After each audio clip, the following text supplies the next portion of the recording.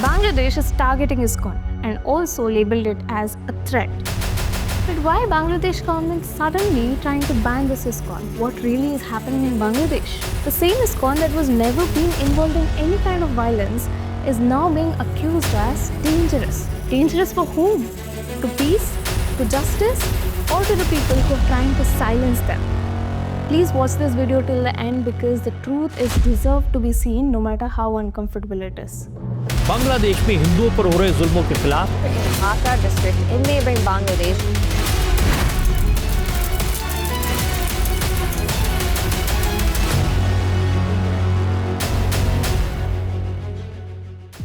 Bangladesh is facing some serious problems and its minorities are the one who's suffering the most. Hindus, Buddhists, Christians are facing the violence almost on an everyday basis. From August to November 2024, over 2,000 violent cases were reported. These are not just the numbers. Each attack represents a family being homeless, a temple being destroyed, and businesses being shattered. Communities which were living happily for generations are now living in a constant fear. Why is this happening? The Bangladeshi government claims that this entire violence is due to the political chaos.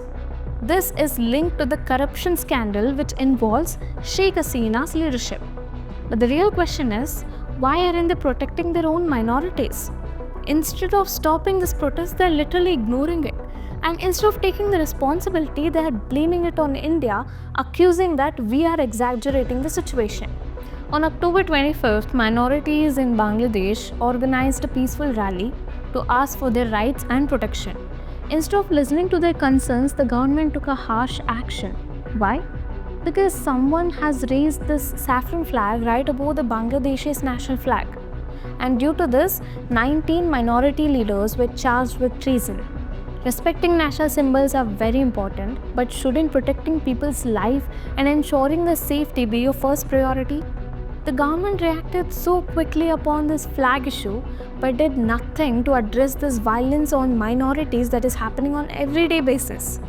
Why there is such huge difference on the response? This situation makes me wonder if all such claims are just there to distract people. Instead of focusing on the real problems like the violence and the injustice against the minorities, the entire attention is shifted towards these emotional issues like national pride. The government need to have a balance in its actions. Respecting national symbols? Yes. Also protect its own people and address their concerns. Without this balance, the minorities will continue to suffer. ISKCON is a pillar of hope and service for Bangladesh for decades. So why did the Bangladeshi government suddenly label it as a threat? One of the ISKCON's leaders, Chinmoy Krishna, was arrested without any proper warrant. And his crime was speaking up for the minorities. He did not have any extreme demands. He just wanted the basic rights for all the minorities.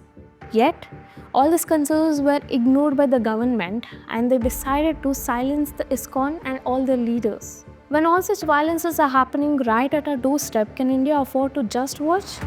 Hindus, Buddhists and Christians are facing this violence on an everyday basis, and yet India continues the trade and business with Bangladesh as if nothing is wrong. How long is this silence going to last? Look at the fact. Bangladesh owes Indian companies like Adani Power $800 million, and yet it delays the payment without any consequences. And not just that, India also exports the cotton with Bangladesh, where Bangladesh create the clothes for us and send it back to India. Is this the kind of relationship that we want? A one-sided friendship, where India keeps giving and Bangladesh ignores the cries of its minorities. India definitely has the power to act. It can pause the trading temporarily by showing the Bangladesh that its actions have consequences.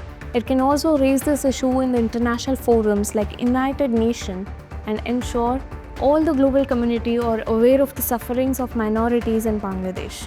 And also can implement some stricter policies on illegal immigration with a clear message that we will not tolerate this exploitation or negligence anymore.